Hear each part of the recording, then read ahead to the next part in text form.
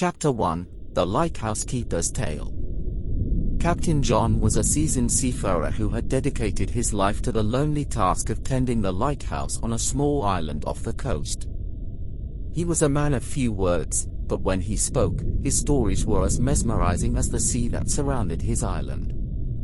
One night, a group of travelers arrived, seeking shelter from a sudden storm. They huddled together in the cozy warmth of the lighthouse, grateful for the captain's hospitality.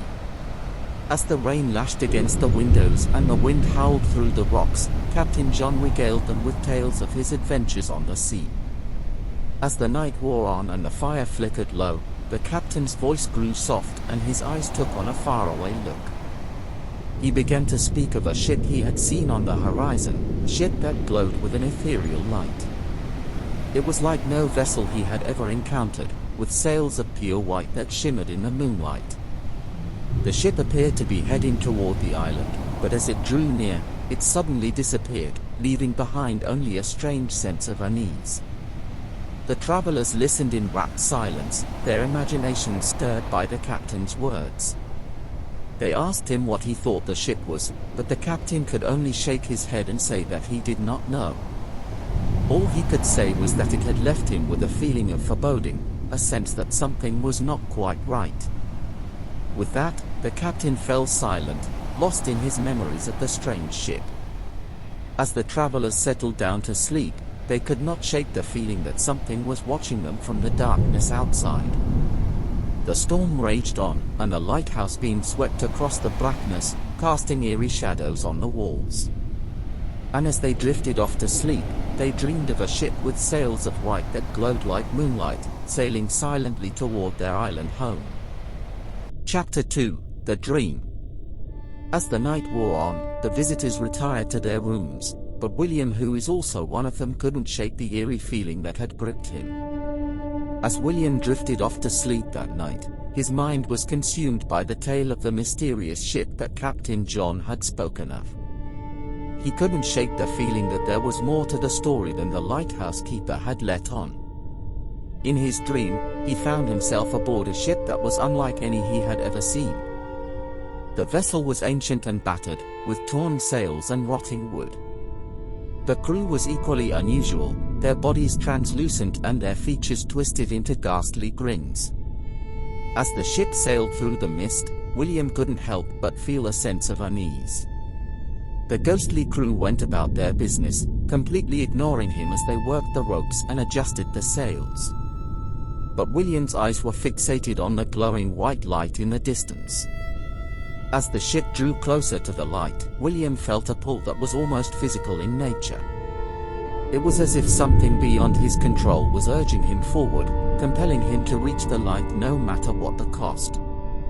Despite his fear, William found himself stepping forward toward the bow of the ship.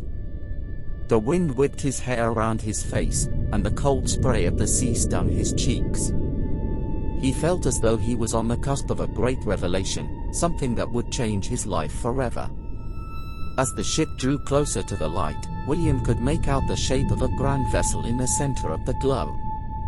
It was a ship of unparalleled beauty, with sails that sparkled like diamonds and a hull that shone like polished ivory.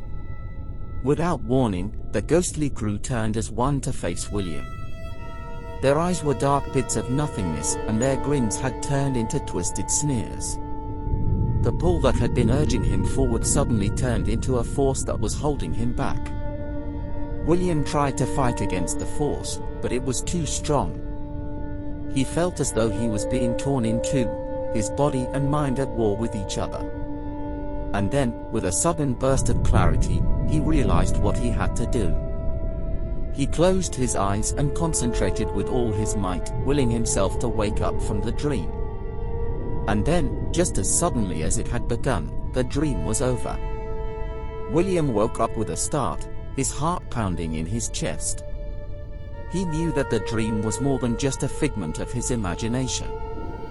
It was a warning, a portent of something dark and dangerous that was yet to come. As he lay in bed, trying to calm himself, he wondered what would happen if he ignored the warning. Would he be drawn back into the dream, or would something even worse happen? The only thing he knew for certain was that he had to find out what lay beyond the white light, no matter the cost. Chapter 3: On the Quest to Find the White Ship. The next morning, William was convinced that his dream was a sign that he needed to find the mysterious ship that Captain John had described. He begged the captain to take him out to sea to search for the ship, and despite his misgivings, Captain John agreed. The sea was restless, its waves rising and falling in a never-ending dance. The wind howled, its mournful voice echoing through the sails of the ship as it cut through the choppy waters. William stood on deck, his eyes fixed on the horizon, searching for any sign of the ship from his dream. The journey was not an easy one. The crew faced many dangers along the way: fierce storms that threatened to capsize the ship, treacherous reefs that lurked just beneath the surface of the water, and the ever-present danger of pirates who prowled the seas. But William was undeterred, his determination to find the ship driving him forward. As the days turned into weeks, the crew grew tired and restless. They longed for the safety of the shore and the comfort of their homes, but William urged them on, reminding them of the mysterious ship and the secrets it held. He spoke of the glowing white light that had drawn him to it, promising that they would find answers if they only kept sailing. Despite their doubts, the crew remained loyal to William, trusting in his vision and his unwavering faith in their quest. They sailed on, through storms and danger, driven forward by the promise of discovery. And finally, after what seemed like an eternity, they saw it, a ship on the horizon, its white sails billowing in the wind. William's heart leapt with joy, and he urged the crew to set course for the ship. The sea around the white ship was eerily still, as if frozen in time. The crew could see the ghostly figures on board, just as William had seen them in his dream. They were moving in slow, deliberate motions, as if they were caught in a trance. The ship seemed to be alive, pulsating with an energy that was both mesmerizing and terrifying. As they drew nearer, William could feel the pull of the ship, just as he had in his dream. It was as if the ship was calling out to him, beckoning him to come closer. Despite the warnings of Captain John, William stepped forward, his hand outstretched. As he touched the hull of the ship, a wave of energy rushed through him, sending him reeling. Suddenly, the ship began to move, as if it had been awakened from a long slumber. It surged forward, pulling the small boat with it. The crew were thrown off balance, their shouts of alarm drowned out by the sound of the ship's creaking timbers. As they were pulled along, William realized that the ship was headed toward the glowing white light in the distance. The light was brighter now, more intense than ever before. It seemed to be pulsing with a life of its own, drawing the ship toward it with an irresistible force. The crew were powerless to resist the pull of the ship, and they were swept along toward the light. As they drew closer, they could see that it was not just a light, but a gateway to another realm. The ship passed through the gateway, and the crew were plunged into a world beyond their wildest imaginings. They found themselves in a place that defied description. It was a world of swirling mists, where reality itself seemed to be in flux. Strange shapes and forms moved through the mists, their outlines shifting and changing as if they were alive. There were sounds too, strange and otherworldly, that seemed to come from everywhere and nowhere at once. As they sailed deeper into this strange world, the crew could feel their minds slipping away. It was as if they were losing their grip on reality, as if they were being drawn into some kind of alternate dimension. They could see the white ship ahead of them, a beacon of light in the midst of the swirling mists. William was the first to realize what was happening. The ship was not just a ship, but a gateway between worlds. It was a vessel that could travel through time and space, a portal to other realms. And now, they had passed through that portal, and they were in a world beyond their understanding. As they sailed on, the crew felt a sense of mounting dread. They could see shapes moving in the mists, shapes that were not of this world. They could hear whispers on the wind, whispers that spoke of unspeakable horrors.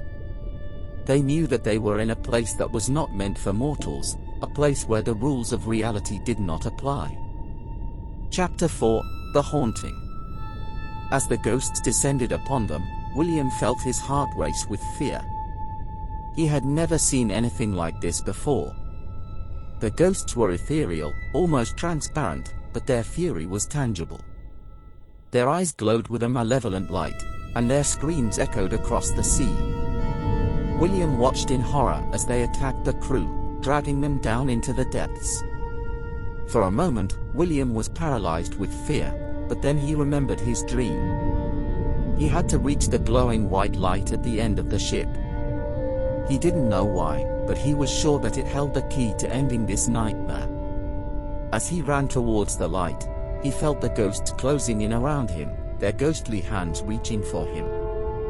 But William was determined, and he pushed himself harder, ignoring the pain and exhaustion that racked his body. He could feel the warmth of the light on his face, and he knew that he was getting closer. And then he was there, standing before the light. It was blindingly bright, and for a moment, William could see nothing. But then the light began to fade, and he saw a figure standing before him. It was a woman, dressed in white, with long flowing hair that shimmered in the light. The woman looked at him, and William felt a sense of calm wash over him. He knew that she was not one of the angry ghosts that had attacked the crew. Instead, he felt a sense of peace emanating from her. She spoke to him, her voice soft and gentle. "You have been searching for something, William," she said. "But what you seek is not here. You must return to the world of the living, and find what you are truly looking for." William was confused. "What do you mean?" he asked. The woman smiled at him. "You have been searching for answers, William. But you will not find them here. You must return to your life, and discover your own truth." With that, the woman faded away, and William found himself back on the deck of Captain John's ship. The ghosts were gone, and the crew was huddled together, shaking with fear. Chapter 5: The Final Escape. As they fled from the ghostly ship, William and the crew were filled with a sense of dread. They knew that they had narrowly escaped with their lives, but they also knew that the ship would always be out there, a haunting presence on the seas. As they sailed back to shore, William couldn't shake the feeling that they were being watched. He could hear whispers on the wind and see shadows moving in the corner of his eye. He knew that the ghosts had followed them back to the land of the living. Days turned into weeks, and the crew tried to resume their normal lives. But they couldn't escape the feeling that something was off. They would wake up in the middle of the night to find their doors creaking open, or they would hear strange noises coming from the attic. William knew that the ghosts had followed them home, and he knew that they were not content to leave them be. The crew tried to ignore the haunting, but it soon became clear that they needed to take action. They sought out the help of a local medium, hoping that she could communicate with the spirits and convince them to leave. The medium agreed to help, but warned the crew that the spirits were angry and vengeful. She said that they would not leave without a fight. The crew and the medium prepared for the showdown with the spirits. They lit candles and burned sage, hoping to ward off any malevolent energy. But when the medium attempted to communicate with the spirits, she was met with hostility. The ghosts threw objects and shook the walls, threatening to destroy everything in their path. The crew refused to give up. They knew that they had to find a way to banish the spirits, no matter the cost. They consulted ancient texts and performed rituals, hoping to find a way to release the ghosts from their earthly tether. Finally, after weeks of trial and error, they found a spell that worked. The spell was difficult and dangerous, requiring a sacrifice of blood and a great deal of energy. But the crew knew that it was their only hope. They performed the ritual, and as they did, they could feel the energy in the room shifting. The ghosts shrieked and howled, but finally, they began to fade away. When the ritual was complete, the crew collapsed on the ground, exhausted but victorious. They knew that they had banished the ghosts for good, and they knew that they had saved themselves and anyone else who might have been foolish enough to seek out the haunted ship. As they sailed back out to sea, William and the crew knew that they had been forever changed by their encounter with the spirits. They knew that they had faced something truly terrifying, and they had come out the other side stronger for it. And they knew that they would always remember the haunting of the white ship, a tale that would be passed down for generations to come.